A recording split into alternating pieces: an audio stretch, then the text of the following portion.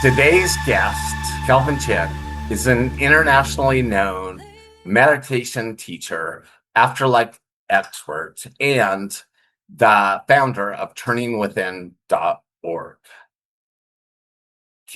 Today, Kelvin will share why meditation should never be difficult and reveal insights from decades of teaching effortless meditation around the world. Kelvin learned transcendental meditation as a teenager and studied it directly with Maharishi Mahesh Yogi, who taught the Beatles to meditate. So if you guys don't know who that is, that's the founder of TM meditation. And what is very cool is that Kelvin sought that out for anxiety. He didn't seek anything other than that, but to cure his anxiety. So I think that is really cool. So later, Kelvin became a friend and a tutor of the Maharishi. And then he became the first national leader of TM in Hong Kong and all of Asia, coordinating meditation programs across several countries in Asia, teaching thousands of students, including the first meditation course ever offered at West Point Military Academy and programs in the US. Kelvin also brings a unique perspective shaped by near-death experience, which he had, and he may talk about that tonight, and spontaneous memories spanning 6,000 years that actually resulted from his meditation, learning the meditation, and decades of teaching others. He now shares his ancient Vedic traditions that he has learned and what his teachers have revealed to him about meditation practices from 10,000 years ago, and why so many traditional methods feel difficult or unnatural today.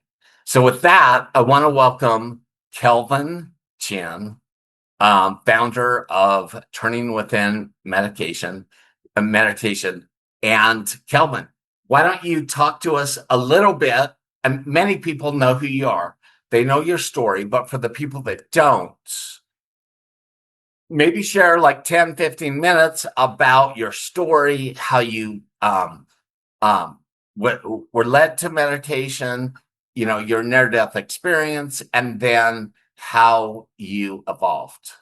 Yeah, great, John. Great to be here. Thank you so much. Always good to see you and chat with you, my friend. So, as Sean mentioned, I got into meditation not for spiritual reasons. I got into meditation because I was just really, really, really stressed out. You know, I was desperate, looking for some sort of solution when I was a teenager. And if you had asked me what spirituality was then, I would have thought spirituality has the word spirit in it. Ghosts? No, I'm not into ghosts. I had no idea. I was clueless as to what spirituality was until I started having what we would all consider spiritual experiences just spontaneously. But at first, I only learned meditation because I was stressed out. And I didn't know what else to do. I didn't know what therapy was at the time. My parents didn't know anything about counseling or therapy. And I did kind of a survey of different meditation techniques. So, what I mean by that is I went around to different dorm rooms when a different guru or teacher, one of the students of the gurus would come through campus, and I would listen to what they had to say. Now, those of you who have your camera, you can see your cameras, I shave my head now. Back then, my hair was down to here. I had straight black hair down to here, was parted in the middle. So the last thing I want to do is shave my head, So the groups that, said, you really, really need to shave your head to be part of our organization, whatever. That was like, a non-starter for me. I was not into Indian cultural stuff. That's not what attracted me. I was looking for stress release. Okay. And so I did about 4 or 5 of those, kind of go to different dorm rooms, hear about this technique and that meditation technique. And I went into a auditorium, 28 Silsby Hall at Dartmouth College. And and there was a guy sitting there, and he looked kind of regular. He looked like kind of like Sean without the glasses, like a regular looking guy. He wasn't wearing any robes or anything. He was just regular guy sitting up there on stage. I think he actually had a suit and tie on, actually, and he started talking about cortisol level reducing, adrenaline balancing, lactic acid uh, in the blood chemistry. And that my ears perked up because I was pre-med at the time. So I knew what cortisol, I knew what fight or flight was. I knew when that those chemicals get way out of balance. That was probably why I was feeling so anxious. So I signed up for that. I learned TM, as Sean said, transcendental meditation, and studied personally with Maharishi Mahesh Yogi twice, a year later, and then 2 years later. I finished the teacher training program with him, and I was a international leader in his organization for about 10 years. They get into other stuff. I wanted to stay focused on meditation, so I said, "See you later." That was in the late 1970s. Um, but it got me going on my meditation path, obviously, and for that reason, I give thanks to Maharishi, and also for being that guy who said that meditation can and should be easy. And we're going to get into what that means tonight and how I've made it, meditation technique and teaching of it, even easier from what I learned when I was a teenager. Um,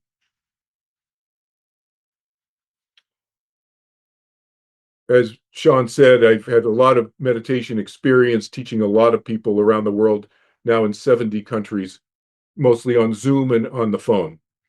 Um, But the near death experience was an unusual one. First of all, I just had an experience. I did not know what near death experiences were until about 5 or 6 years ago when I spoke at the IANDS conference in King of Prussia, Pennsylvania. Some of you may have been there in 2019. But I did not know that terminology until right before then. Back when I was in my early 20s, I had what I now know was a nearing death experience where I almost drowned off of San Diego. And the way I describe it now, in retrospect, realizing what happened, is that meditation saved my life. So, what do I mean by that? Well, because I'd been meditating for 2 years before I almost drowned off of San Diego as a young college student going to a summer program at UCSD in La Jolla there. Um, I knew, because of all my meditation experience twice a day for a couple of years, I knew that the mind and the body were separate and distinct from each other. Now, many of you guys probably do various kinds of meditation techniques. Some of you have had NDE experiences and so forth. You know what I'm talking about, the mind and the body being separate and distinct. Now, do they influence each other? Absolutely. The mind affects the body affects the mind. But those of you who know what I'm talking about, I've had that experience many times by then, fortunately, before I almost drowned, because when I got pulled out by a rip current, which is basically a river in the ocean, I got pulled out in a matter of seconds. I saw the 300-foot high cliffs at Torrey Pines State Park, if you know where that is, in San Diego. Those 300-foot high cliffs were about 3 or 4 inches tall. So I asked a friend of mine who was a merchant seaman, how far out was I? He said 1.7 miles. So I was about 1.7 miles out alone. My friend who was on the beach, she was on the beach. It was just the two of us. No, and there's no lifeguards there. There never are any lifeguards there. And so I got pulled out. I'm freaking out. I'm getting exhausted. I'm trying to swim back in, and I'm getting more and more tired. And I got so tired that my body started going down in the ocean. I start seeing the surface of the water getting farther away from me. And I'm holding my breath, and my mind left my body. So you guys have had some experience like this, either through meditation or your NDE. or some other spiritually transformative experience, you know what I'm talking about. My mind, but it was familiar to me. That's why I say meditation saved my life, because I had that familiarity of what was going on. I didn't have the oh wow, what a friend of mine in the IANDS group, he calls it oh wow gee whiz experience. I was not having an oh wow gee whiz what's going on experience. I was having a recognition experience of what was going on, and I desired my mind to go back in my body because I didn't want to leave the planet. And I struggled to get to the surface. I took my time and I swam back in. It took me an hour, she said. Right. I was exhausted. Kelvin, but go back Yeah, to when you were 18 yeah, and the whole reason you got into meditation. yeah. Because Just if because you I was hadn't been into meditation this, for the yeah, reasons that you did, it wouldn't have helped you in your NDE. yeah. So the reason I got in is because I was stressed out. That's it. I was anxious. I was having panic And attacks. you didn't look for enlightenment. You didn't look for No, I didn't past know. lives. I didn't know what You just wanted to relieve your anxiety, my right? anxiety. I didn't know what enlightenment. I didn't know the term. I didn't know the term spirituality. I didn't know the term past. I mean, I knew the term past lives. I'd heard the term reincarnation, but I thought it was crazy stuff. People with like really, Right. fantastic imaginations, and they just make this stuff up, and people kind of go, "Oh, wow, gee whiz," So, no, that's So as a young kid, 18, with anxiety, yeah. you started researching meditation. I just because I needed something, and I heard this one guy who was different from the other guru or students of gurus coming talking, and he started talking about cortisol levels reducing and lactic acid, and I can't remember all the other things. And he mentioned there was a Harvard Medical School professor doing research on this. Herb Benson, if you guys know who that was, he was a cardiologist in Boston. If you ever heard his name. And so I actually was a test subject about 8 months later in Dr. Benson's experiments and so forth. These were the first medical studies done on any kind of meditation technique in the United States that was published in the Journal of American Medical Association. And it went around the world. They reprinted it, all the different medical journals. That's why I get into meditation. In my mid 20s, I spontaneously started having weird experiences, which I just thought were weird experiences. I later realized that they were past life memories. And I've got 3 books. You want more details on that? We're not going to get into that today, but that's this book, my past life memory, Afterlife, After the Afterlife is the title of the book. So that spontaneously happened. So over, And I think the thing I want to make sure that everyone understands, you weren't looking for afterlife. You no, weren't looking to be enlightened. You weren't looking for any of this other stuff that happened as a result of the meditation. the meditation, You exactly. just were wanting to solve your anxiety and That's all the things that were going on. That's So, it. I want yes, I wanted balance in my life. I wanted to recover my life. right. Basically it. Right, because things weren't working out. It was No, stressful, all that kind of I stuff. thought I was going to flunk out. I thought that was it. I thought it was toast. I was going to flunk out. I ended up graduating almost magna cum laude. Right. So yeah, people, I may have not said it earlier, but like MIT, you're a lawyer, all that Yeah, kind of stuff. So you're a very yeah. smart person. Dartmouth, Yale, and Boston College Law School. So, Right. you can ask them why they let me in. I don't know. But seriously, it was completely, I did not believe in reincarnation. You got to picture me walking around to these meditation retreats, and I'd hear this table over here in the dining room talking about reincarnation, and we'd all go, "Yeah, right. Let's eat someplace else." You know. So then I started having memories, and eventually over the decades, about over 2 dozen lifetimes, reaching back 6,000 years. That was all completely spontaneous. Okay. And then back to my trajectory, or whatever you want to call it, journey.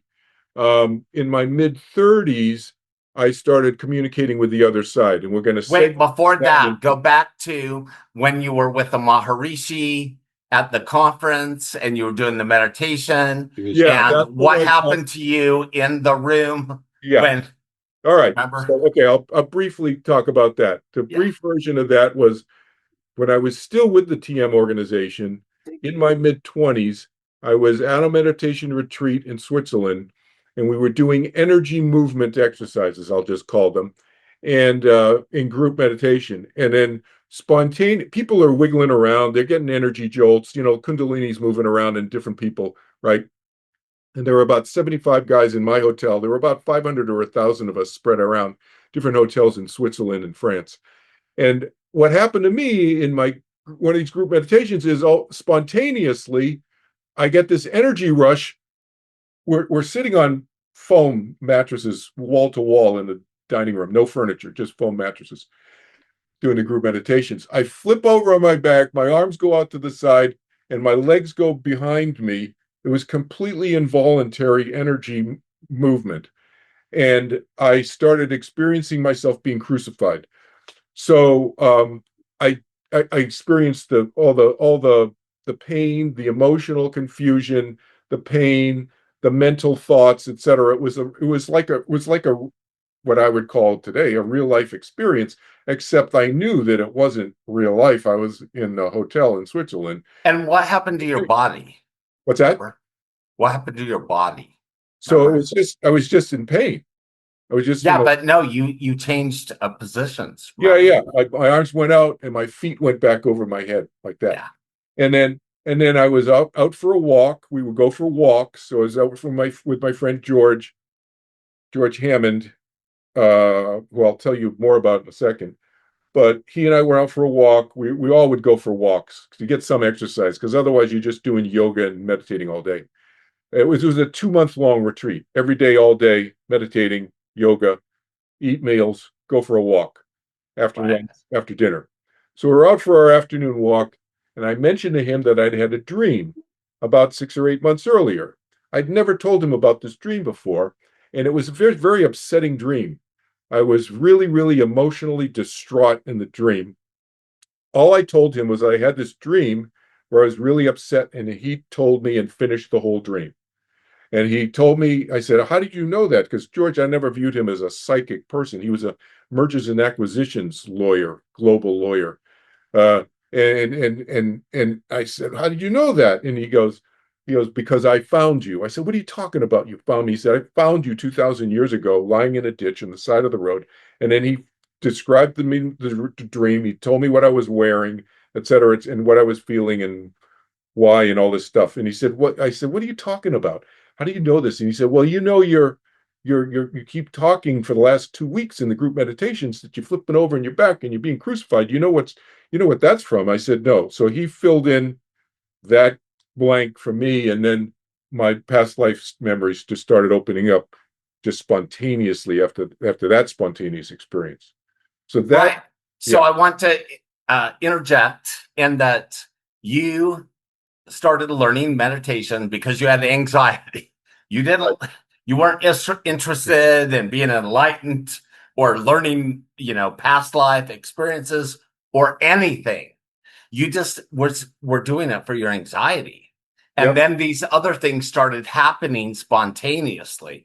And I think that is so important because all the time in all of our meetings, people are like, I didn't have a near death experience. I want to have a near death experience.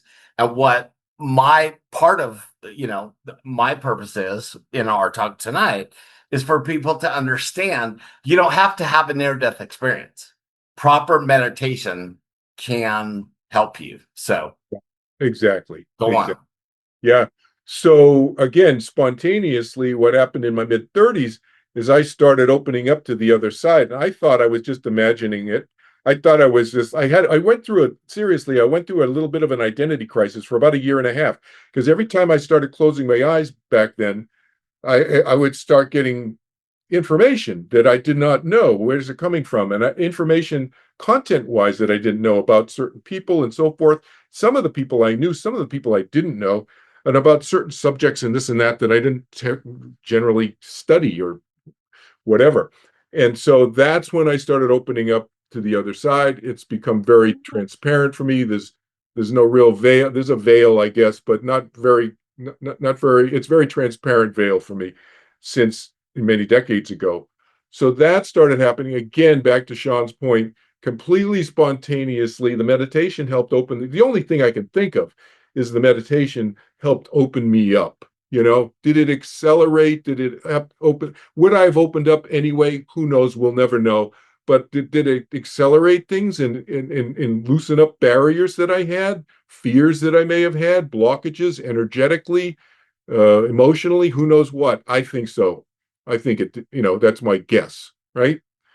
So, what I wanted to do before I get into just introduce Sam, my daughter, who's also teaching meditation through my nonprofit, as Sean mentioned.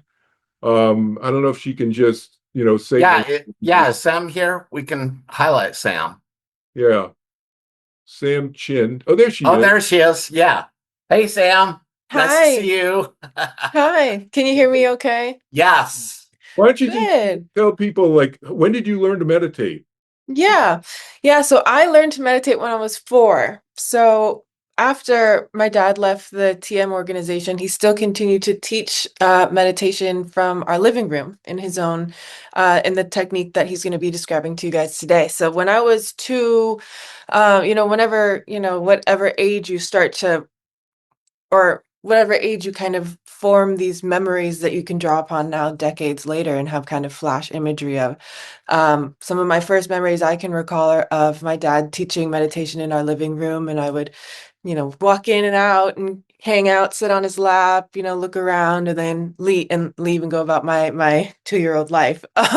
So the earliest age that any child can learn this technique is 4. So he taught me when I was 4, and I have an older brother who also learned at the age of 4.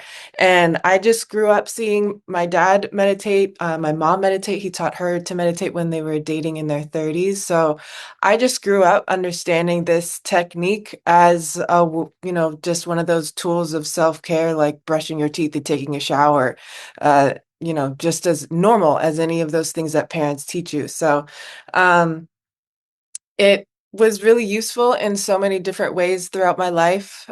We moved when I was younger, so acclimating through those changes, being in different, cultural spaces and being the new kid, and then just going through the own kind of growing pains of individuality and figuring yourself out and, things shifting within your own life and your own personality. This meditation has really helped me stay grounded in that way. As my dad described, where regulating your nervous system and kind of clearing out, regulating all the kind of toxins and hormones and junk that we can have going on just because of the way that our body is, can be really useful in being able to listen to yourself. So I've found that that has been really amazing, in just navigating life and how I translate my life. So I've started teaching the meditation technique over the past few years, and same thing, sometimes in person. I'm also based in Los Angeles, but most of our classes are held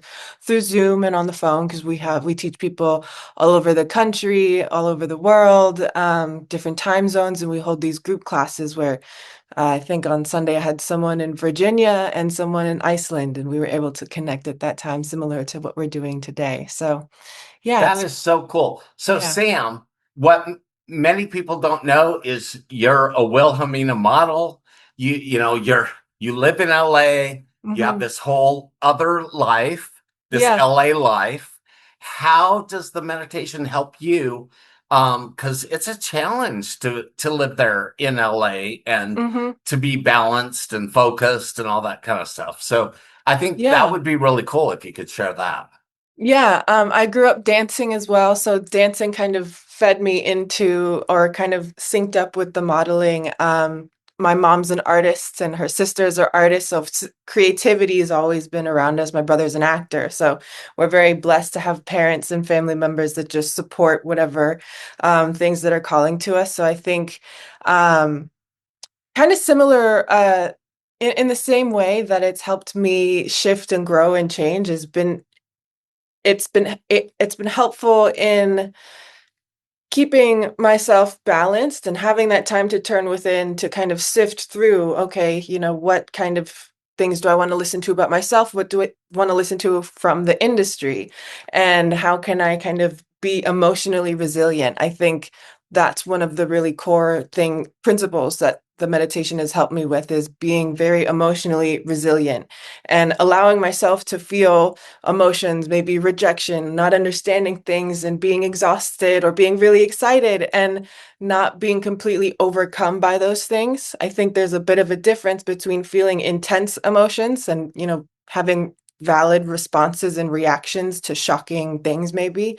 And then there's a difference between that and being completely over consumed, and not being able to kind of see yourself throughout those experiences. So that's helped me through modeling. That's helped me through dance. I think it's helped me be um, it's helped me understand the things that I need to help myself cope through different situations. So being physical and physically expressive and creative, and everything in between has helped. The meditation has helped me very much know that that's kind of the recipe of things that I know I can give to myself, or I can Right. seek out to make sure that my life goes as smooth as possible.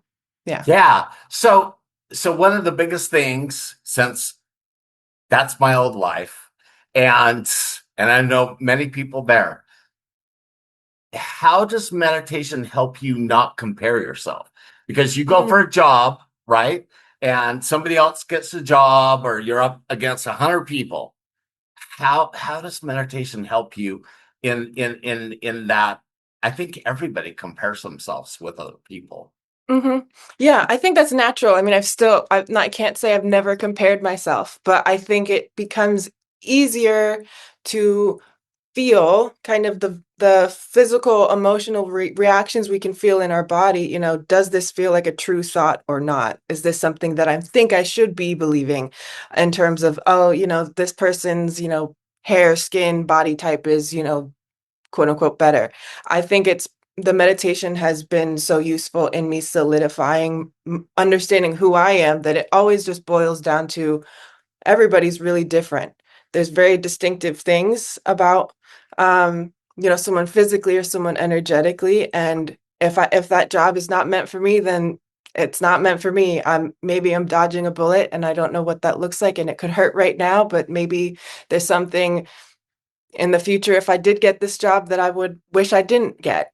So I think it helps put things in perspective of just, like I said, allowing yourself to feel the emotions, but then trusting, going through all these different experiences in life where, like, okay, I've tried taking risks, or got, really emotionally invested myself in a job and maybe not have gotten it. And I still survived, and I still maybe met some other people through the process. So there's always some kind of silver lining, or some type of maybe emotional conditioning and strengthening that I can take from it. So I think it helps in that way. I think everybody's human, and when you're in an industry like this where your likeness is really, something that's like one of the more valued things, it can be really difficult.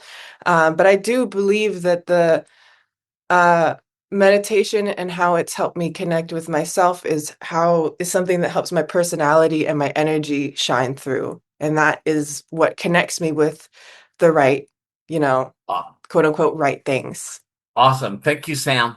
Because, you know, honestly, people wonder, like, how does this matter? But what matters is, yeah, like, um, we all compare ourselves to other people. We all have, these, the ego, the voice that tells us we're not good enough, and all that kind of stuff. So I Mhm. love your opinion, and what you've learned, because that's what's so, in my opinion, most valuable about meditation and Kelvin's Yeah. meditation, is that it helps us get out of those ego thoughts. So thanks. Mhm. And I'm glad Of you're course. here. Let's go back Thank to you. Kelvin. And Kelvin, what are you going to share next? So what I want to do is I'm going to go back about 7 to 10,000 years and give people a little sense of what I have experienced, and where, and I'll tell you how and why, where this comes from. Before I say that, just threshold, I want to say, look, many of you already are meditating, and that's great, and I applaud you. You may not be doing the technique that Sam and I teach and so forth.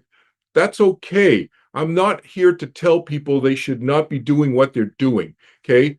You should be doing what you feel you should be doing. Because last I checked, the word self-development has the word self in it. That means we each have to make our own decisions.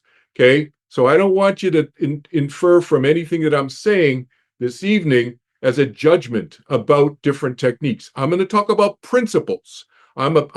If you guys have heard me talk before, you can kind of get a sense that I'm more of a philosopher type. I'm not a preacher. I'm not here to try to change people's belief systems. I may help you interpret your experience and so forth, and so forth, but how you carry that forward is you. We're all right. And your point is to help meditation be easy for people. Easy. I mean, that's all you're here to do. You're not here to tell anybody do this, do that, you're wrong, whatever. You're just trying to help people make it easier. That's right. And why? Because two reasons. Number one, you're going to do it if it's easier. Number two, you're going to get more benefits if it's easier. And if you get more benefits, you're going to keep doing it. And if it's easier, it means it's more in alignment with the natural flow of your own consciousness and your mind. Okay, we'll get into this in a little bit more detail in a sec. But let me just back up and let's say we go back 10,000 years. So I'm going to go back 10,000 years. Those of you who've seen the 30th November talk, I'm going to take you behind the curtain and talk about some stuff that's not in the 30th November talk. So if you haven't seen the 30th November talk, I'm not going to give that 3-hour talk right now, but you can look it up online yourself. It's 30thnovember.com. Okay, you have to put the TH in there, 30thnovember.com. And if you Google my name, it's going to be somewhere in the 2 or 3 or 4 pages of underneath my stuff on Google, if you can't remember that. 30thnovember.com. It's a talk that talks about the history of spirituality on planet Earth in the Judeo-Christian, Islamic, and Vedic traditions over the last 10,000 years. Okay? And it was communicated to my friend George Hammond, who I mentioned to you earlier this evening, who found me.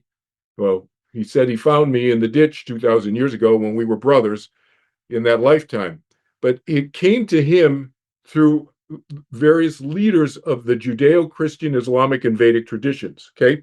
Now, those of you who don't know the word Vedic, VEDIC, Vedic is the tradition that's rooted out of the Himalayas, typically, is the way most people think of it. Hinduism, Buddhism come out of the Vedic tradition. Okay.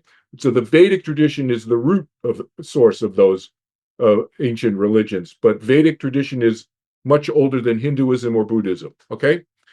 I have been in communication with a number of these individuals, we'll call them personalities, who are all on the other side.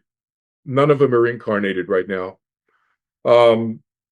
And so that's the source of where I'm going to give you some information that's not in that 30thnovember.com talk. But go back to how meditation led you to the communication with these people. Like, remember, you just started it for anxiety. Like, you didn't need to communicate. Communications started happening in my 30s, just spontaneously. Okay. I started getting communications from the other side and so forth, as I said. But now what we're talking about is we're fast forwarding to about 2014 now. 2014, 2015. Okay. So the communications is very facile for me. It's very easy for me to get communications from the other side. But so as I said, around 10,000 years ago, there's this group of spiritual beings, what you would call spiritual leaders in the Judeo-Christian Islamic traditions on the other side, all brainstorming basically about how they can help humanity from a spiritual perspective. Okay. There's a whole bunch of things that happened. We don't have time to get into all of that this evening. Watch that talk that George gave. It's free. It's online. on that website I gave you. But specifically as it relates to meditation, about 3,000 years later-ish, and nobody's keeping a close record of this, but around 3,000 years later-ish, around 7,000 or so years ago, they start having their own experiences, experiencing what I would refer to you guys as their experience of being on the other side in heaven. They started realizing that they could have that experience here on Earth in a physical biological body. And so that started happening with these individuals around 7,000 years ago. Okay. And they all decided at that point that they're just going to kind of keep it amongst themselves, blah, blah, blah. We're not going out teaching people. That's not the point. The point is just, oh, it's just interesting. Wow, we can have this heavenly kind of experience of feeling incredible peace and so forth. Feel like I'm on vacation is the way Kelvin Chin describes it. That's my terminology. We can have that while we're in physical body on planet Earth. Wow, this is cool. So they start experiencing that, experimenting with that experience. Okay, in a physical biological body. Obviously, they're taking turns incarnating at that point. Okay, on planet Earth. Maybe a couple of thousand years later, somebody, we don't know who, broke the general agreement. This is not a contract, but it's just like one of these. Hey, let's just keep it to ourselves. We're not going out teaching people. And somebody starts going out teaching people, and they're just making it up as they go, literally. So I'm sorry if I'm blowing up some people's bubbles out there about how they view meditation as coming down through these traditions, but that's how it came down through the traditions, is this small group, 15 or 20 of them on the other side. And they're experimenting with what you and I now call meditation. Right. And, so Kelvin, let's transcend that and get to how meditation should be more simple and is more simple. Let me transition from here. Yeah. But why did it keep getting passed down in this way that's very controlling? So it became very controlling, very regulated, and so forth. Why? Because when they incarnated down here, they started developing monasteries. This is thousands and thousands of years ago, what today we would call monasteries. This was just a teacher and a student living in a cave, or bunch of caves back then. Okay. But it became this master-disciple relationship. Some of you may know that terminology.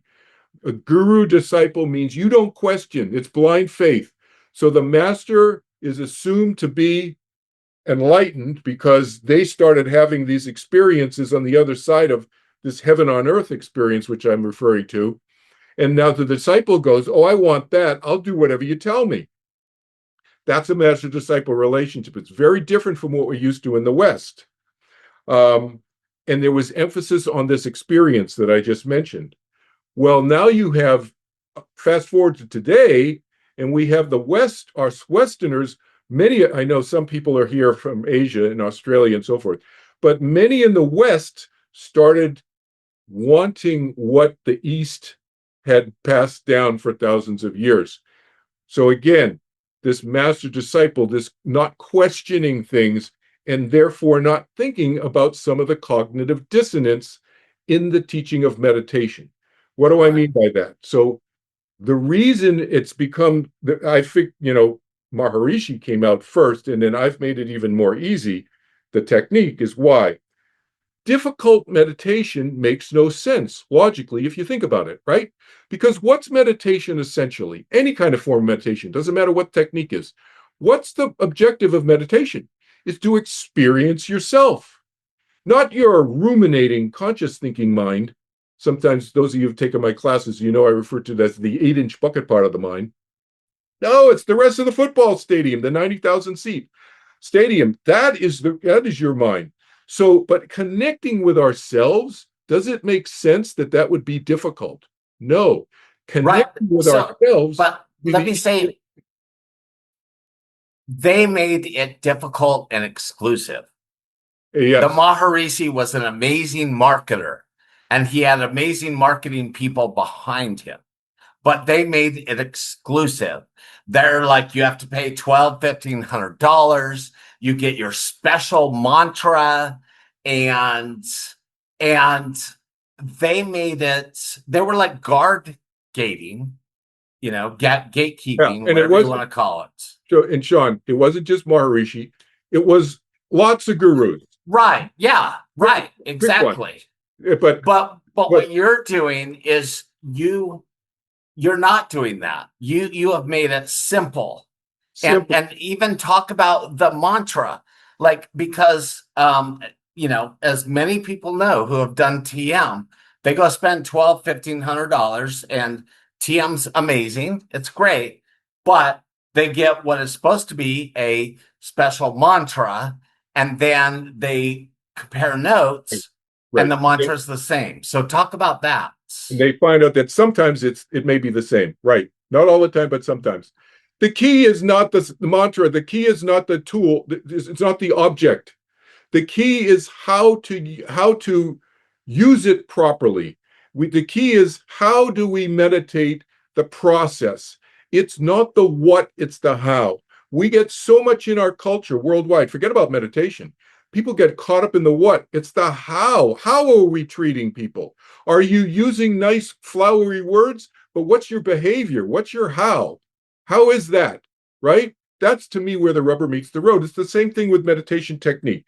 It's the how, not using waking state rules in meditation. Just in the same way you wouldn't use dream rules, dream state rules. What's waking state rules? Focus, look through the windshield, pay attention to the traffic, control your mind, control your foot on the brake pedal or the gas pedal. That's appropriate in waking state. That's not appropriate in meditation. So controlling and concentrating and counting your breaths and so forth, I say, is unnecessary.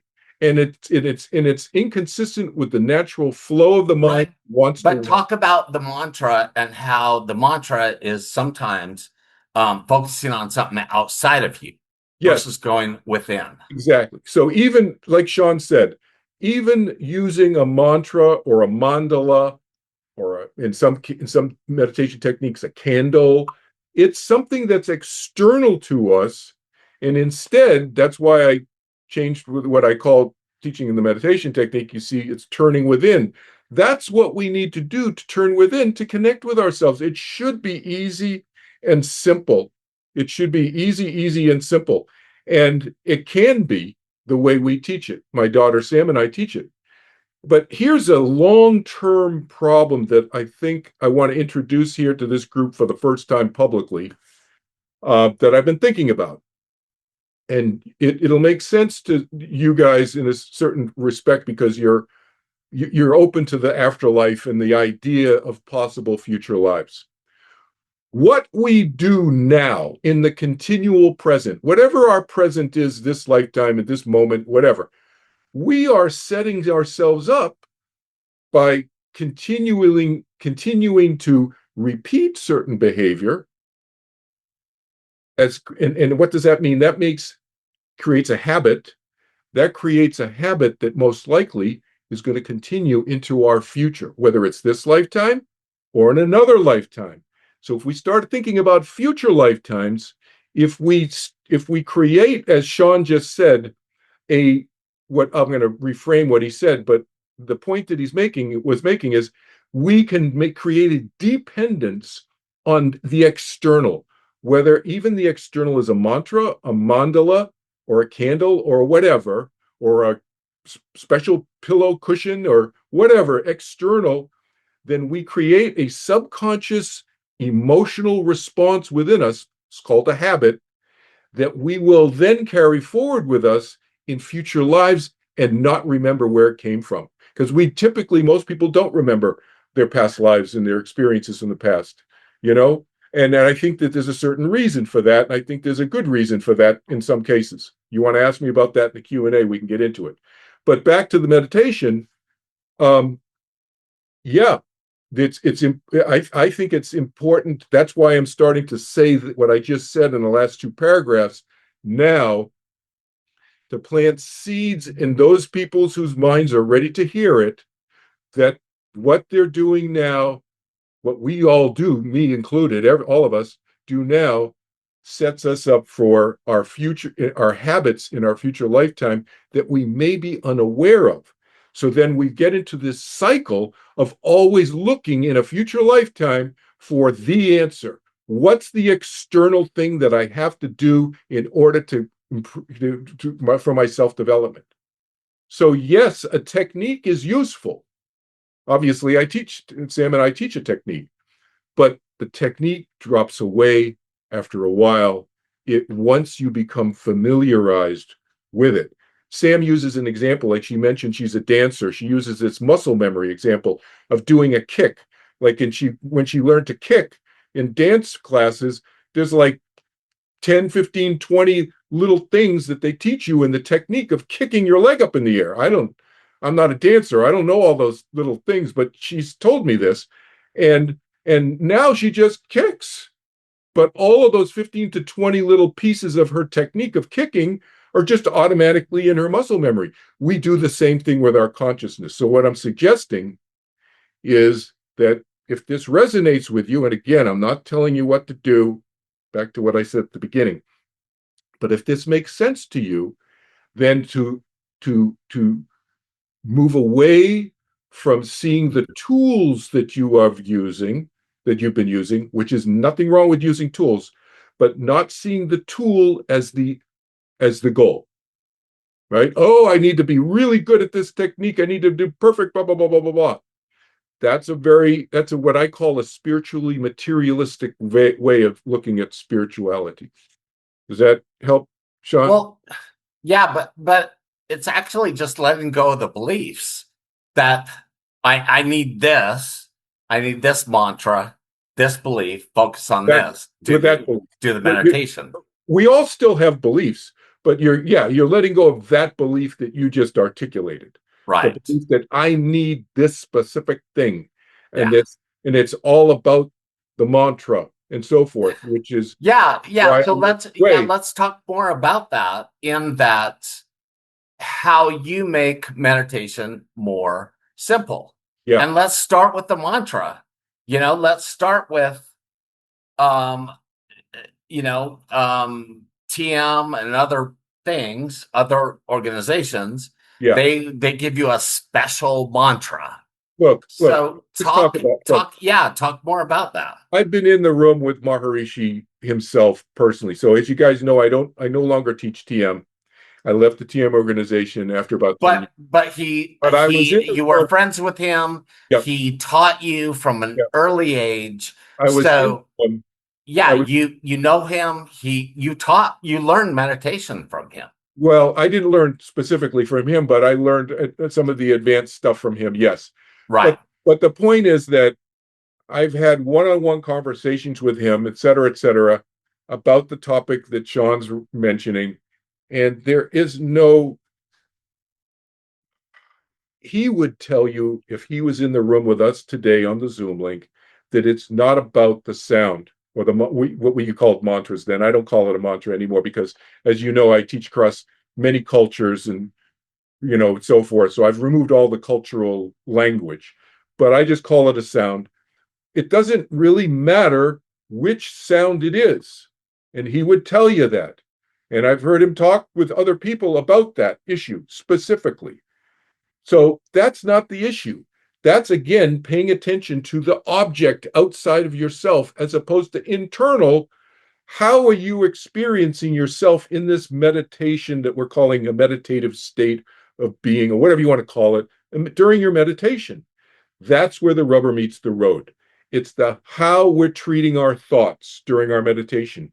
Are we resisting them? Are we thinking that, I can't be thinking negative thoughts? I need to be thinking positive thoughts, like in a guided meditation? I guarantee you there's not going to be a guided meditation out there on any app that says, think about Kelvin when he had a flat tire 5 years ago sitting on the side of the road. There's not going to be a guided meditation because they're all peaceful and positive. That's the thing, right? So Right. So that's a big thing that you're actually saying is Huge. remove the judgment. So Judge, yeah, you don't have I don't remember my mantra. I'm not saying it right. I all got of it that. confused. Let that go is what you're trying to say. You're That's trying to right. say the mantra means nothing. That's right. It's a tool that's part of the technique, and we explain it in the class in detail of why it's a helpful tool, which I can't get into right now because it's a step-by-step process that we go through. But to give a certain amount of information and a certain amount of certain, if I gave you all the information, you go, what? And then plus people would just end up focusing and controlling their mind anyway. Right, but the bottom line is let go of these That is beliefs, of that these words. That's yes, really the bottom line. yes, Is and yeah, the letting like go. it means nothing. You may spend $1,200 for TM, get a special mantra, and then you find that 10 of your other friends have the same mantra. And so Yeah, you but realize again, it means Sean, nothing. Sean, I don't want to be bad mouthing the No, TMO. I know. I'm talking from my personal experience. Okay, so Part of the reason that you are here today is that after my NDE, I've done all kinds of meditation. yeah, why don't you And talk about that? Then I'll right. So part of the reason we're doing this today is that, yeah, I encountered many times and I love meditation and I have done all kinds of different techniques. But what I have found with you, which is why, everybody can understand that this isn't an infomercial or anything. This is to help people in that you make it simple. And that's the thing that I want people to understand is it doesn't have to be as difficult as many of us have been led to believe. yeah, and I would argue, add to what you just said, is that not only that, but also it should not be difficult. Not only doesn't need to be difficult, but it should not be difficult because we should not be fighting our own mind to allow our mind to experience itself. It should be more like a letting go, like you said. Those Exactly. That it's more of letting go and releasing than it is remembering certain yeah, things. Like I and got to not do this, I got to do that. It's that's more right, like letting go, surrendering.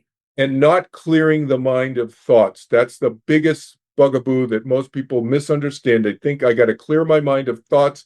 I need to have no thoughts in my meditation. If you asked Sam and me that question in the class, we would say, no, no, no, wrong, wrong, wrong. Okay, that's not.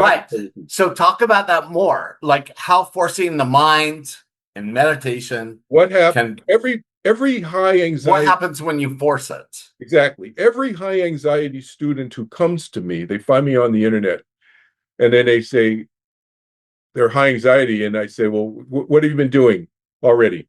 And they'll say what you just said. They'll say, I try to push these thoughts out of my mind. I try to think positive thoughts. I try to push the negative thoughts out. And I said, does it work? They said, no, that's why I'm talking to you. And I said, exactly, because trying always creates more activity in the mind. That's a fundamental principle of the human mind, of any mind. Trying always creates more activity. You try not to think of the word hippopotamus, and now you're thinking about, why did Kelvin think of hippopotamus? Right. You cannot not think it. So that is the exact opposite of what we need to do. We live in a fight or flight mode culturally. We really do. And people think that, oh, I'm having a negative thought, I need to fight it off. Does it work? No. Maybe the opposite approach would help, but that's not the technique. But that's an attitude that Sean and I are describing, is the attitude. So there's a specific technique that we overlay on top of that attitude of what, to use Sean's words, letting go and not fighting and so forth.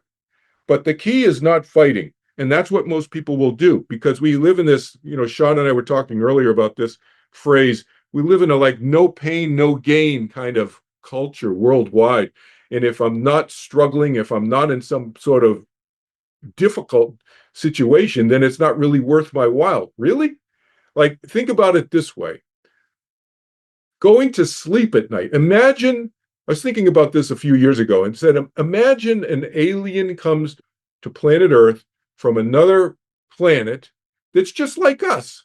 They got palm trees here in Hawaii and Southern California. They got oak trees in Massachusetts. They got a planet just like us to drive cars and everything.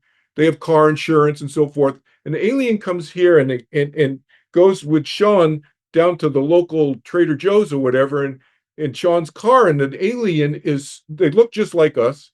They speak English like, whatever language, Spanish, Hindi, whatever language, they have the same countries and their languages on their planet, but they don't sleep. And they're blown away by the fact that Sean can drive 2 or 3 miles down the street to Trader Joe's without getting into 5 or 6 car accidents. And he said, well, what do you do? And so Sean talks to the alien and learns that they don't sleep there. And Sean says, you don't sleep. So Sean takes the alien home and says, hey, let me show you what we do when we sleep at night. We lie in this thing we call a bed. We put our head on a thing called pillow. And then what are you going to tell him? That's the thing. What are you going to tell him or her, this alien from this other Earth-like planet?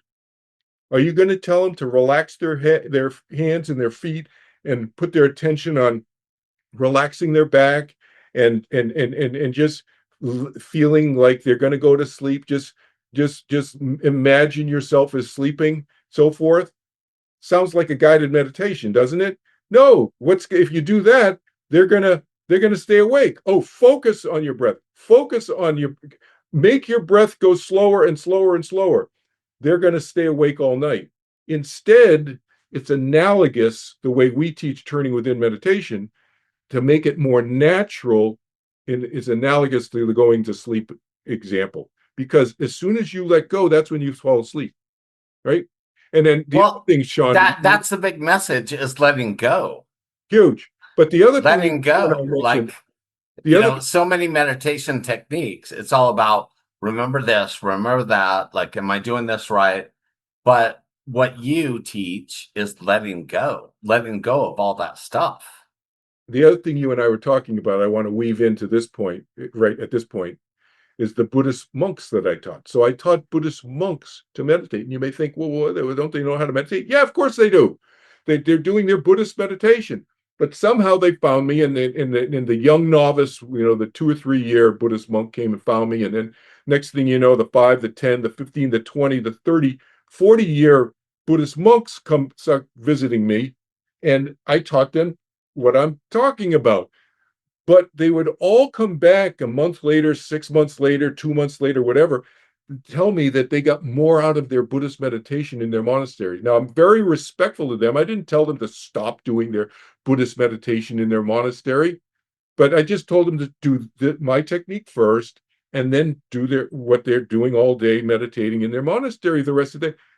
Why? Why do you think that happened? They started getting more out of their Buddhist meditation. I did not tell them this, but I'm going to tell you, based on the principles that we've talked about tonight together, I think it happened because the easiness of the technique that Sean and I have been talking about, and Sam, as we talked about in terms of this turning within meditation, spilled over into their Buddhist meditations without them realizing it. Their mind was not fighting and concentrating so much on whatever their technique was. I didn't grill them on what their technique was, but they had a Buddhist meditation technique. And all Buddhist meditations have some degree of control. The one extreme is Zen Buddhist meditations, very concentrative, and then the other spectrum, end of the spectrum in Buddhist meditations is called mindfulness meditation. Now, many of you have heard of the term mindfulness, and you think it just means meditation.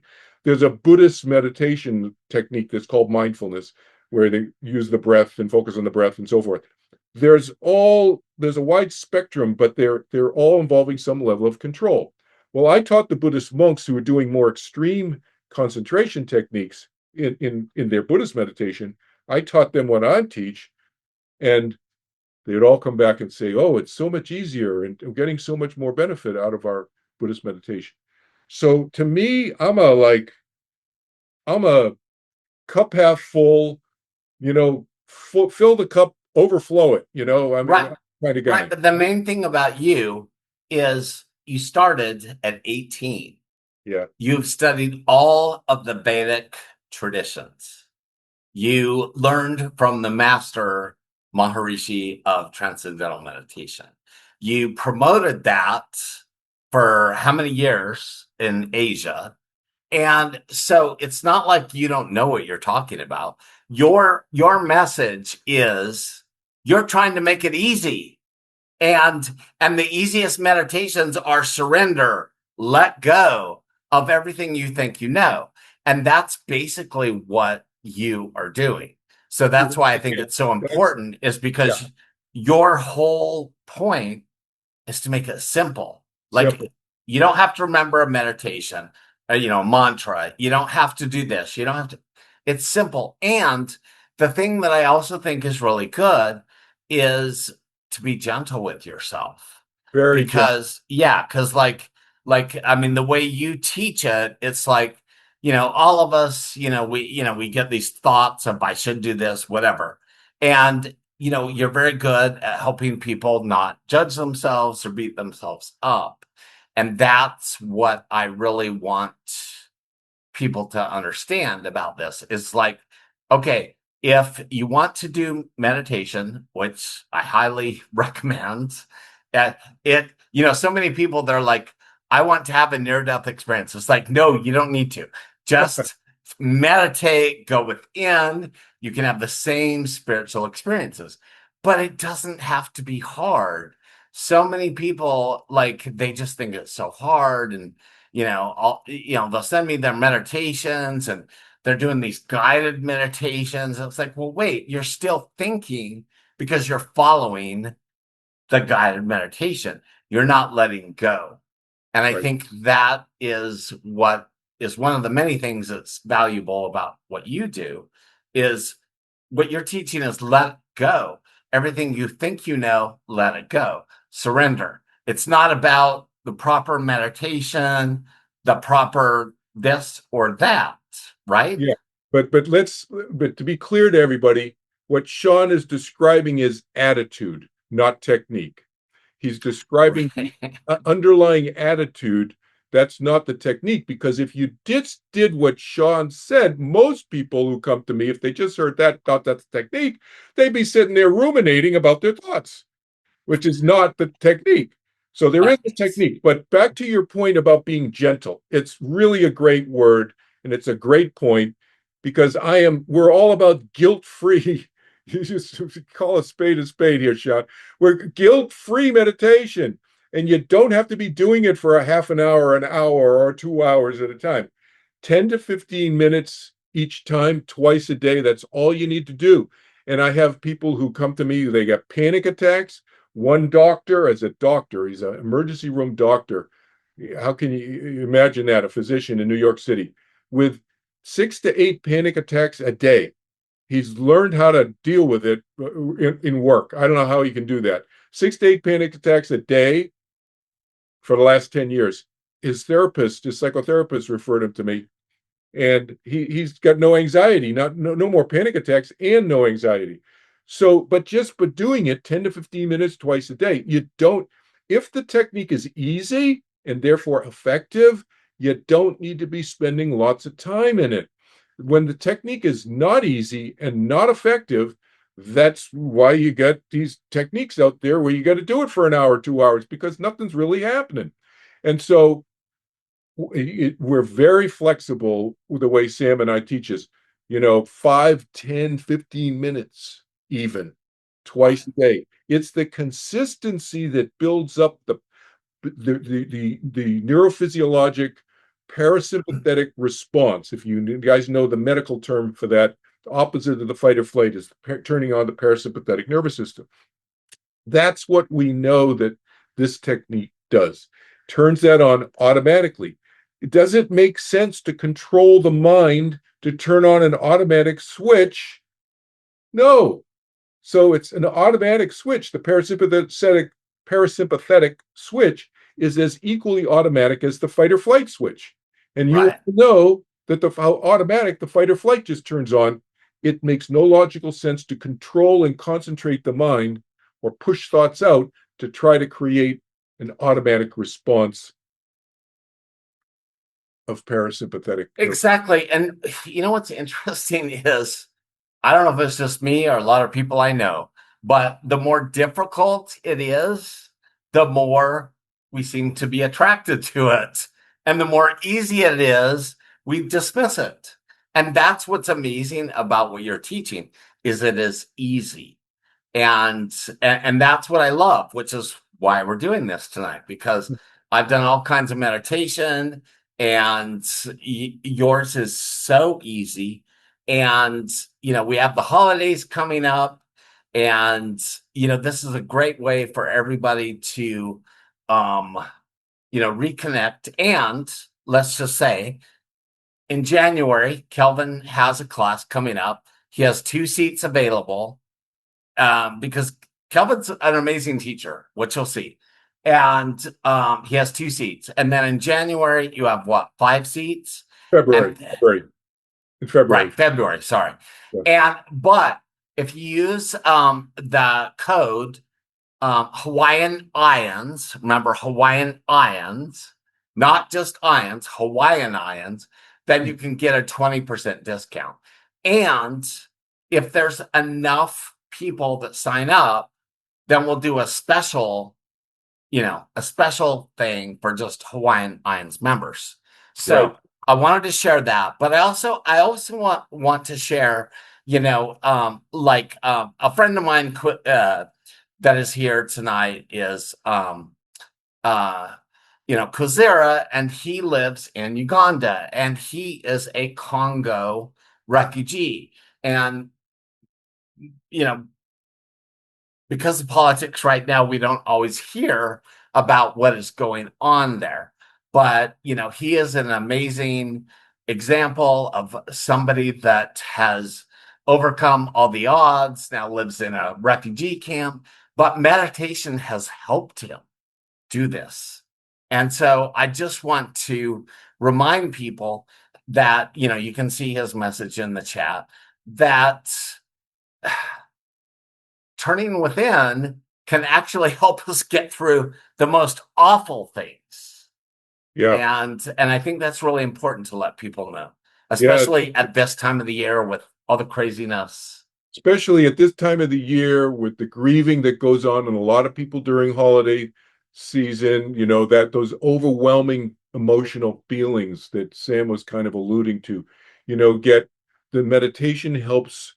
It doesn't get rid of the sadness. So some of you guys have heard me talk about my mom who died when she was very young and she was 50 years old.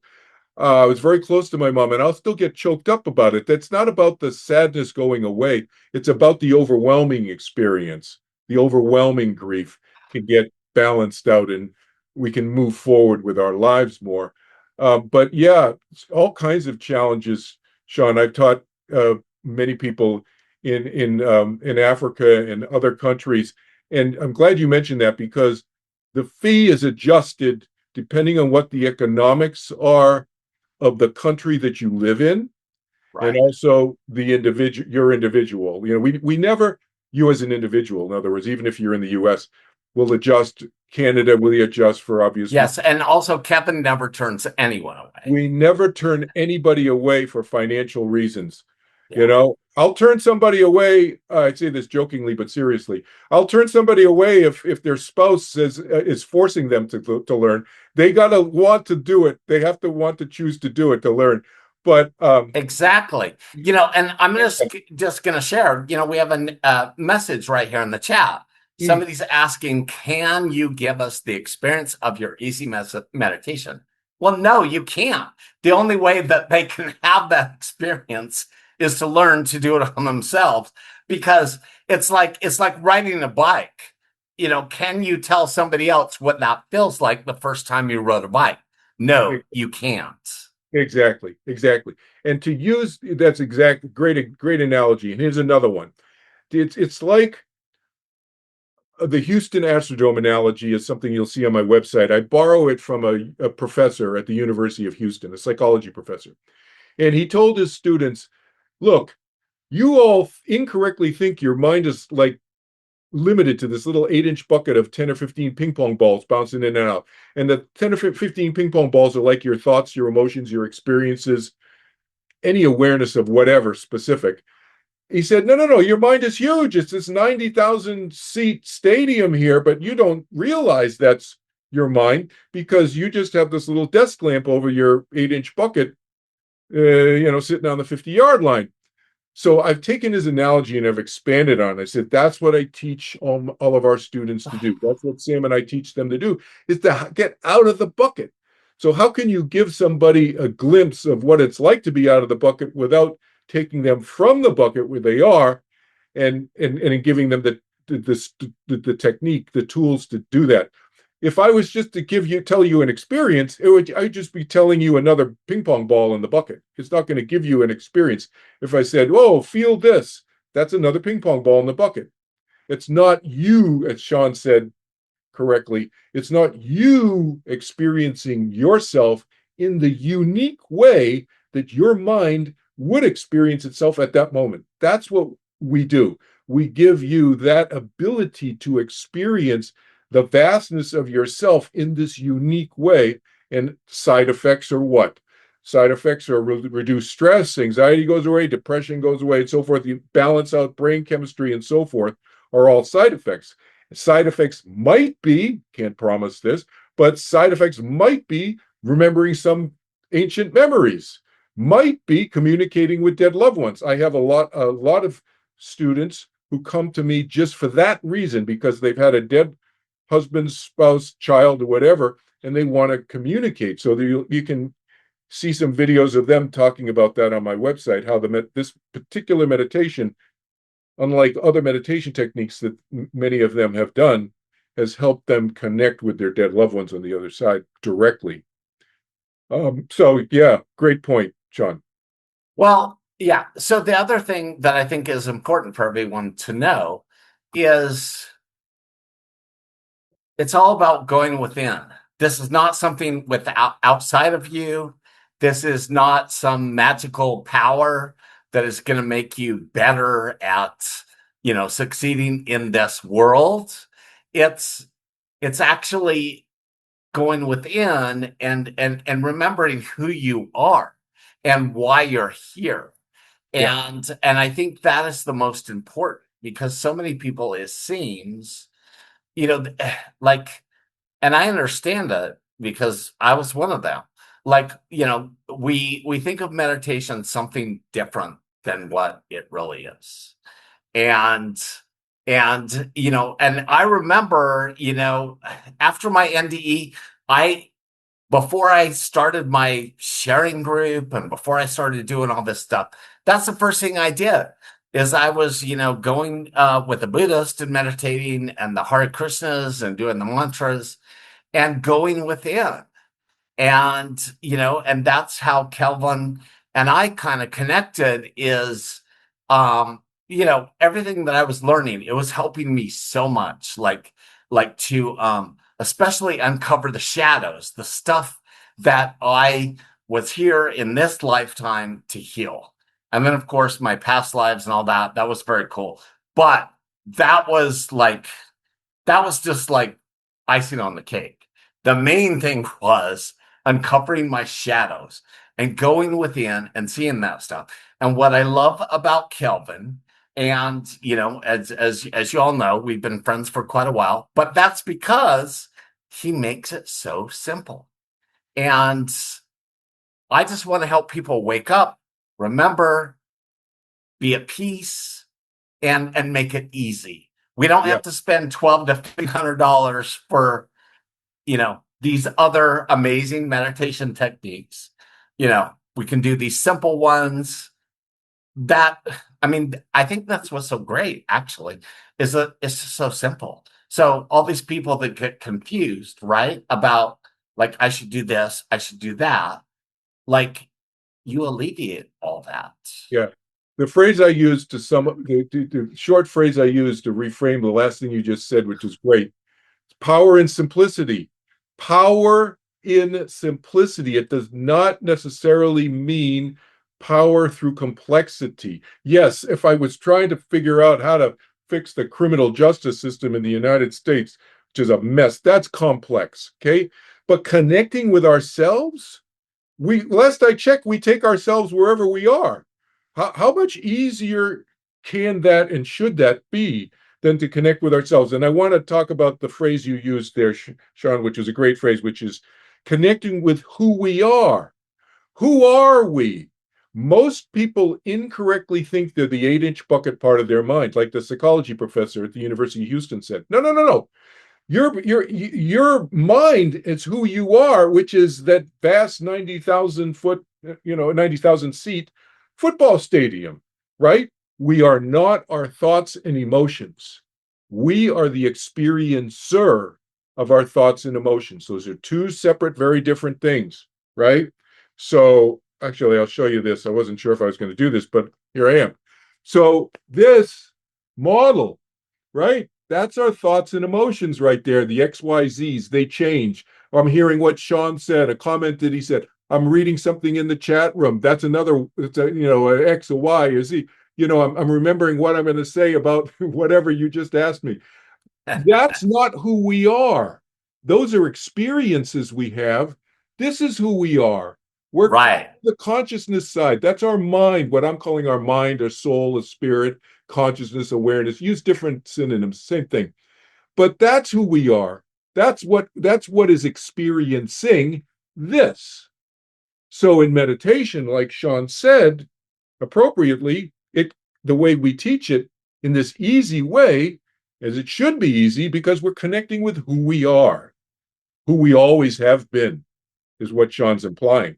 Exactly. And also, I mean, I'm a near-death experiencer. We have tons of near-death experiencers. And as I've talked to you, I have many, Buddhist meditation teachers, friends, monks, and we exchange one story for another. It's like, I was this person, now I had an NDE, so now I have this story. And what I think is so valuable about meditation and also what you teach is that's still a story. Get out of the story. Surrender. It's still a story. Yeah. So to reframe what you're saying, I agree with what you're saying. So I'm going to reframe it in terms of the way I was talking about it earlier, is maybe you helped elucidate it in bite-sized way that people can digest. Is what you just said was what I was trying to say, where if we continue to still view the tools of the technique of meditation as really the goal of what we're trying to accomplish here in our self-development, we will create that hidden subconscious pattern within ourselves. That's what a habit is. That's what an emotional pattern is in our future lives. And we will kind of go back on the hamster wheel again, looking for the next greatest, best tool, instead of remembering, oh, I got this habit of turning within. Where does that come from? I don't remember, because you're not going to remember. Most people, we don't remember our past lives, and I only remember a little bit of my many past lives and so forth over the last 6,000 years. I just remember teeny smidgens of them, but I got this habit of just turning within. Yeah. And let me just say, as an afterthought for all the people, like, learning your past lives is a benefit. It's like icing on the cake to doing meditation. It's not the reason you want to do it, right? Like, I mean, it's really awesome that you remember your past lives, but that's not why we do it. We do it to let go. Yes, and let me since you brought that up, let me just make a comment. This is a longer topic to discuss, but let me just make a specific comment on what Sean just appropriately said. I view past lives as just more opportunities to teach me more about myself that I can use today in my 21st century lifetime as Kelvin Chin. Everything is just and what you might have brought from a past life that needs to be, that you didn't heal then, that you need to heal now. Yes, or it's an opportunity to heal. And that could be also exactly. But I don't look at it other than that way, because otherwise it's just cocktail party talk. Oh, I remember I was a slave. Or I remember I was a king. I remember I was a Buddhist monk. Cleopatra. How many Cleopatras do we have here tonight? Exactly. Now, I do remember being Buddhist monk several times. Okay. Right. Now, that has informed me because I remember the Buddhist practices and so forth that I did for lifetimes. And Yeah. so that has informed me today. How that's helped me today as a teacher of meditation that I am as well.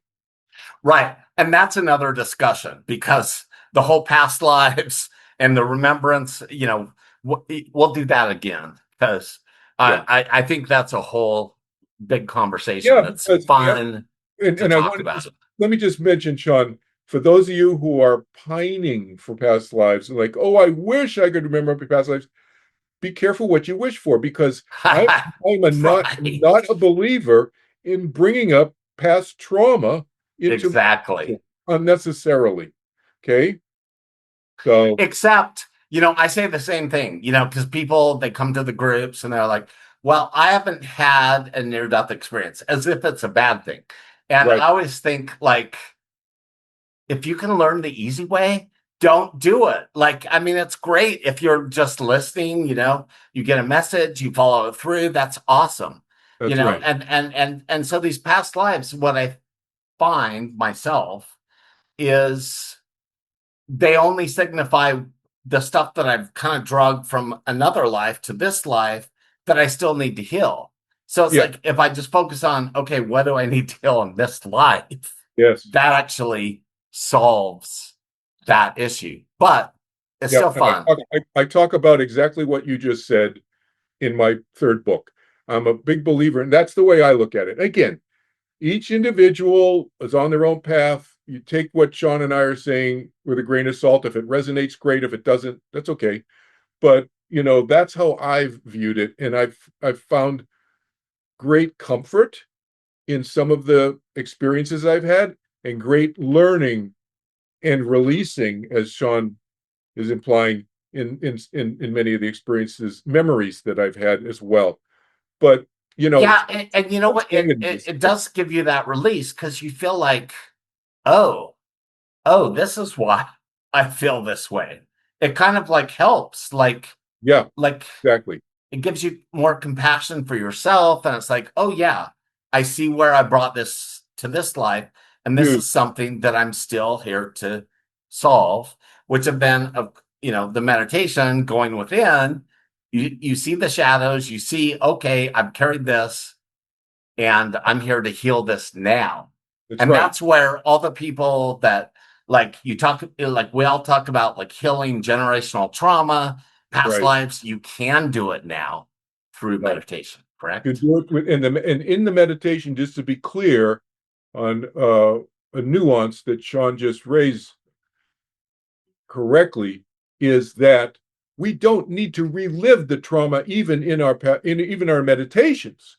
We can release it, and we don't even know what it was from. Sometimes you might, but sometimes you might not. Very often you don't, and it just goes and it's gone.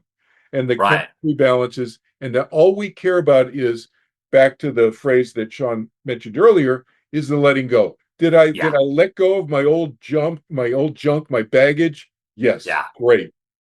Move And that's what I think you are most helpful for, really, is letting go, surrendering, turning within, letting go of the stories. Because, yeah, like you were just saying, I mean, if I focus on the past life, betrayal, and all this stuff, and the story, which I remember doing past life regression, if I just sit there and focus on that, I'm just carrying it over. And that vibration, I'm continuing it. But the only exactly. way to heal it, correct, is going within, And seeing it for what it is, yep, and letting it go, letting right? it go. To me, that's the definition of self-love, what you just said. It's not just loving the good stuff. It's the all the other stuff you got to accept. That's what self-love is to me, right? The warts, I call them, the Yeah. pimples. Yeah, Yeah, it's funny. Trish Barker and I, who are friends, and many people may know, my birthday's on the 6th, Kelvin's on the 7th, Trish's is on the 8th or the 10th. And we've talked about that. It's like really healing is just self-love, like loving yourself and accepting and surrendering. Yes. That Yeah. to me, that really feels like healing. Gopala Krishnan. Yeah, you have a question. I see your hand up. Yeah, I just want to share with you for a few minutes. I don't know how much time is left in the meeting, but I really want to share with you something because it has been my lifetime affair for so far. In 1925, I was listening to J. Krishnamurti talking in Chennai, and during that talk, halfway through, suddenly I closed my eyes and my back became straight, and I felt that something is coming from him apart from the words. The words are not important, but some energy is flowing. And I felt that there is some silence in his mind that was pervading the garden in which we were sitting. So from then on, I had been paying attention to this matter of silent mind that he mentioned during the talk. And during this meeting, I am very glad you mentioned some of the things relevant to what I have been looking into. For example, letting go and also reflecting on future lives, because that makes you ask the question, if that has to be good, what should I do now? So the now becomes important in terms of our looking into future lives. And the other thing that I want to share with you is something that is interesting, like what is it to be in a state of meditation where the meditator is absent? So the meditator is all the time making effort to get a result. And that is how people get caught up in different techniques. And there is the division of the mind, the controlling, the controller, and the controlled kind of division in the mind. That's a stressful state. What we need is a stress free state. And another interesting statement that J. Krishnamurti made was, the first step is the last step. If the first step is stressful, the rest is going to be stressful. So straight away, and Sean mentioned, Kelvin also, that the important thing is to be stress-free now. And you can't get a stress-free state through a stressful means. And Krishnamurti says means is the end. So we have to be very careful to look into it. Another interesting thing I want to share with you is the state from Eckhart Tolle. He said, suffering is necessary to understand that it is unnecessary. So that's a very nice statement. And I feel with regard to techniques of meditation too, technique is necessary to understand that techniques are not necessary. So ultimately, we get into a state in daily life where we just observe everything. And Kelvin and Sean, I'm glad that you mentioned many times letting go. And that is the first step, and that will be the last step too. And so the other interesting thing here is, in daily life, we get several times when we can just check this matter. For example, I am waiting in a dentist office. There are three more people ahead of me. And usually people pick up some magazine and get occupied. But the good thing is to watch oneself. What is going on? There is something about past issues in life, like anger, fear, and things like that. But is it possible to just watch oneself not doing anything? That is matter of passivity. And most of what Kelvin, Sean, and Sam said, the background of it is a matter of passivity. So is it possible to be passive during daily life to the way we interact with people? Because then some people can ask, how can you be passive when the person you are dealing with is driving you up the wall? So that kind of situation. So that makes it question ourselves, what is your response to it? So as you said, You know what? Gopala Krishnan, I'm so glad you're here. And to let everybody know, he is up in the middle of the night to be here with us from India. So thank you. And that's, even though we're going under, that's a great question. So let me, totally. Yeah. So Kelvin, what do you say? So that last question is a great question. And the key is, so I would reframe and not call it a state of passivity. What I would reframe it slightly in my answer is to think about what happens as a result of practicing turning within meditation consistently. And it doesn't happen day one for each person because it depends on where they're at. Every individual is unique, as we know, right? In their journey, their eternal self-development journey.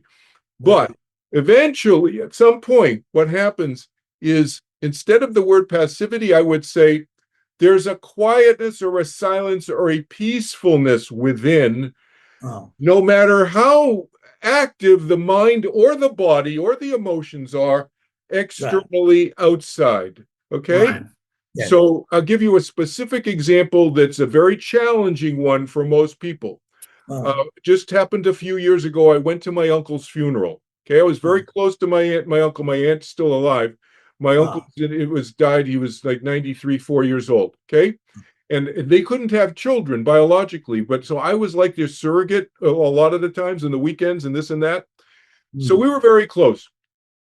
My uncle dies. I go to his funeral. I fly to his funeral in Boston. Am I happy at the funeral? No, obviously. Am I crying? Yes. Are 200 other people there crying? Yes. Am I at peace inside? Yes. So that's what I mean. So can we have what seemingly sounds like coexistence of opposite situations as we continue meditating over the years and years and years? Yes. Right? Yeah. So that way, everyday life gives a number of opportunities to observe ourselves, see how we react, and that awareness brings about a certain quietude that is uncompelled, and that's not the result of a meditation. It's a natural thing. Basically, we are that silence, we are that observing mind, the witness attitude. So I'm very happy to have been with you all because you have been touching the source of the problem, the core of the problem. And not many people listen to this. They don't like it when we say techniques are not necessary. They say that if you let the mind go the way it wants, you'll be dead. Right. With a very noisy mind. So, but we tell them that yes, practice your technique, but also notice what is going on.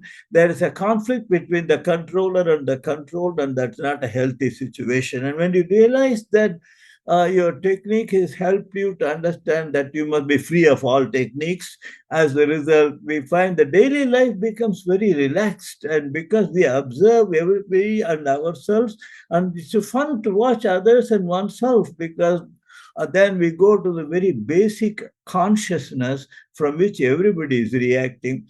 And so we become sort of passive in the sense that we don't react to people as much as we did before because we understand everything is happening in the same consciousness. We are one with everything. Yeah. And so I want to share with you a small anecdote from a Zen master. When one of his disciples went home for some time, came back and said, people are so rough and hard to handle, how to do with them. And Zen master said, do you know that the incongenial people make you evolve faster than the congenial people? And then the disciple asked, what about the congenial people? Yes, without them, you will commit suicide. So, as a result, he said, be thankful to both. In that sense, that we become passive, we don't react to people because we see that they're functioning within the same field of consciousness. There are reasons why they are behaving that way. So we accept people as they are, and that passivity in terms makes our relationship better. Also, we spread some kind of peace into their minds too. Thank you very much, Kelvin. Yeah, and thank you, Gopal Krishna. I mean, we are so honored that you stayed up in the middle of the night to join us. And I just want to share that it's not always passivity, what's the word? Passivity. Right. So for me, I look at ahimsa, what Gandhi taught. And like, it's not passive to sit there and be non-violent and non-reactive. Except, if somebody's trying to kill you and they're trying to lock you up, then you stand Yeah. up for what's right. So Right. that's a whole other great conversation Yeah. that we could have. Yes. But yeah, I look at ahimsa versus passivity, Yes. passivity, whatever, because no, it's not like we sit back and do nothing. I mean, we do most of the time, but Right. if it's something that requires us to stand up for what's wrong, or what's right, Let me say then it's like a Yeah. slightly different way, the same thing. Ah, I view and we teach meditation as a preparation for dynamic, clearer thinking and activity. yeah. So, And thank you for saying that, because well, actually that's what you just said reminds us when we come in contact with these crazy things like what's going on in our country today. yes, We're more calm, right? We're more yeah, calm. We can see it more rational because we've yes. been meditating. Yeah. Mhm. And another thing that you've heard me say many times in our private conversations and in some of our classes together, Sean, I talk about in this book, my second book, Marcus Aurelius' Oh, book, okay. is control what we can control and let go of what we cannot control. Because Yes. therein resides contentment and a state of inner peace. Controlling what we can control, so it's not being passive, but Yeah, let go of what you can't control. That's out of your exactly. And I really think that's the biggest thing for most people right now Yes. that they're struggling with is they can't control the politics. They can't control the world stuff, but it's causing them all kinds of conflict. So I'm glad that you said that. And Yeah, I'm so glad, Gopala Krishnan, that you came here. We can continue this another time, which would be really fun. right.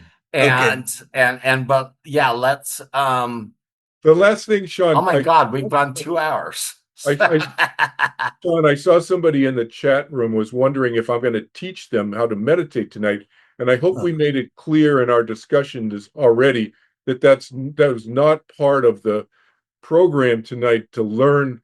It's a 4-day class, and as I said, and Sam may have alluded to earlier. Oh, yeah, thanks. I'm glad you said that, because as you know, I said that to you earlier. Right. And yes, this is not a meditation class. No, we're talking about the principles. But this is for the holidays and our life, why we want to meditate and how it's going to help us. People should But Kelvin is going to have a class in December. He has 2 seats available, right? In December. Oh, wait, no, January. And then 5 seats available in February. But if there's enough people, which, by the way, if you say Hawaiian IANDS, when you message him, then that gives you a 20% discount. But if we have enough people, we will just do a big group meditation workshop like we've done our other workshops. Right. And we can all do it. But right now, today, the main message is, how this can really help us in our lives. Because I feel like most people, like we read, like, oh, you should meditate, you should do that. Like, they don't understand. Like, I've shared with you, Kelvin, before. It's like riding a bike. The first time that you actually ride a bike and you're not on your training wheels and you're like, I'm riding the bike. That's what meditation is like. And so many people, they do their guided meditations and they're like, oh, I'm meditating. I've been meditating the last hour. And there's nothing wrong with that. It's just that's not true meditation, because you're still using your mind. And true meditation is letting go of the mind.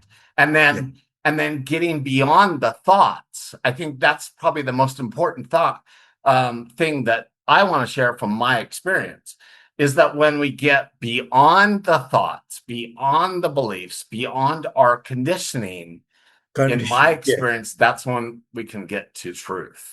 Yes, especially the point you mentioned, most people are not aware that they are functioning from a state of conditioning and mistaking it, saying, I am doing this, it's my opinion, and so on. There is no such thing because the conditioned brain is responding. And then we become a witness to the conditioned brain that makes it very peaceful to us because we realize that we don't have to do anything to be peaceful. Just drop back to yourself. That peace is always there. So 1 minute, just there is something wrong here. One, yeah. But if you have a 1 minute, I would like to share with me about a book I wrote. I'll just show you. Just a minute. You know what? We're going to do that later, Gopalakrishnan, just because we've gone so over. But thank you for your input. And Kelvin, go ahead. People should just contact me on the website if they're interested in pursuing the class. We can talk about the details and the fee depending on where they live in the world and also what their right. individual. And also, yes.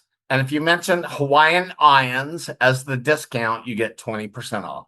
Right. And Kelvin's classes always fill up early. Like, you know, he only has 2 seatings in January, 5 in February.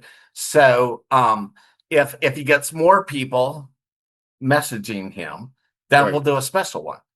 Yep. The other thing, and you know this, which is the fee doesn't just cover the 4-day class. It covers lifetime follow-up, which means people can sit in the classes. Exactly. And right. You can come back for tune-ups.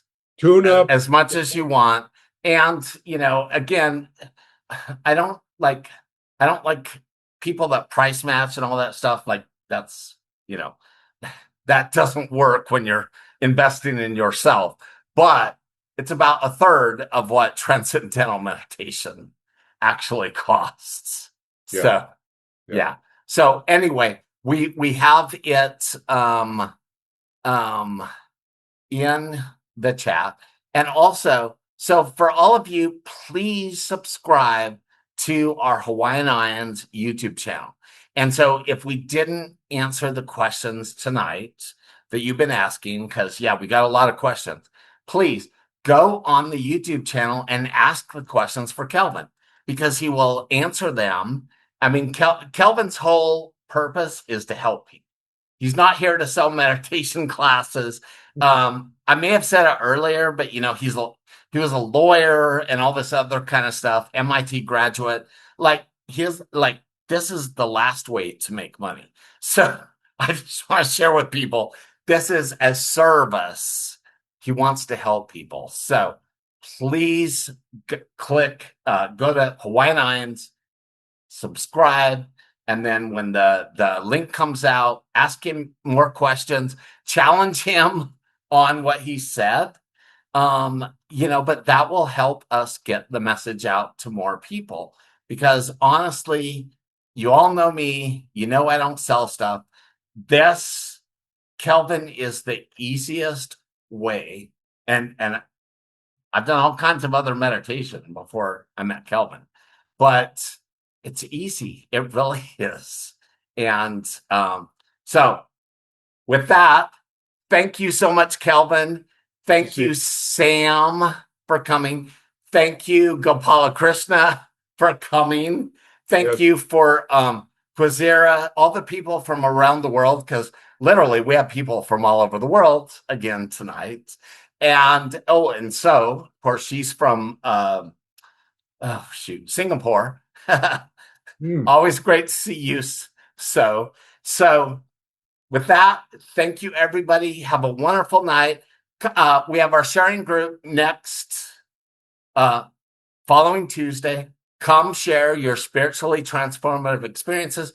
You don't have to have had an NDE. You could be like Kelvin, have a meditation experience that totally transforms everything, even though he did have an NDE. But it's so important because so many people, they'll say, well, I didn't have an NDE. How can I have that experience? Well, meditate. And Kelvin's a great way to meditate. So thank you all. Love you. Happy holidays. I hope that we see you next Tuesday for the sharing group, and we'll talk to y'all soon. Thanks, Sean. Great to see everybody. Aloha.